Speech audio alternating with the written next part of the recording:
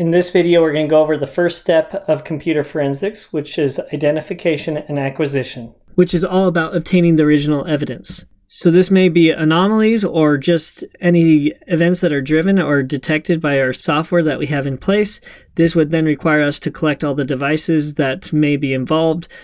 And we want to store all the devices that can transmit information into what is called a Faraday bag. A Faraday bag basically blocks transmission in and out of the bag so that no kill codes can be sent to destroy a device remotely, or so that nothing is broadcast or changed in the device. We would then put these bags into a bigger Faraday bag where we could store some of the larger devices.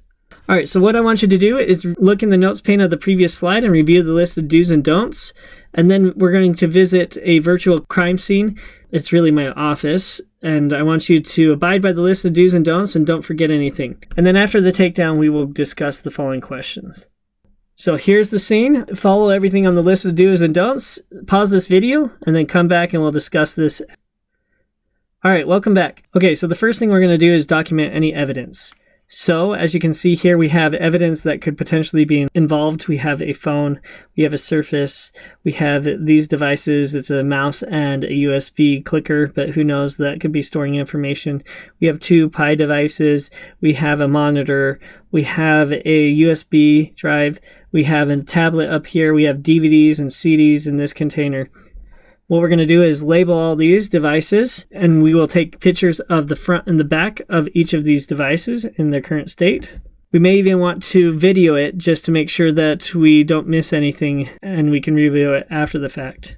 We will want to write detailed notes about what's on the screen and either have a trained professional properly shut down these devices, but more optimally be able to take these devices and put them into Faraday bags so that we can perform forensics on these without altering the structure of any of the files. We would want to put tape over each drive slot just to ensure that nothing is ever plugged into these devices. And then we want to seal the entire case itself with evidence tape. So maybe you found all these devices, maybe you didn't, maybe you followed all these steps, maybe you didn't. Now let's review the exercise. So what are some critical things you did? Hopefully you followed all those steps. Did you face any challenges? Maybe you didn't see anything. Maybe you forgot one of these steps. That leads to the next question. What evidence did you gather from the room? Hopefully you found the pieces that I pointed out. How do you manage this evidence? That leads to the next part. So look for the next video on what we need to do to manage this evidence.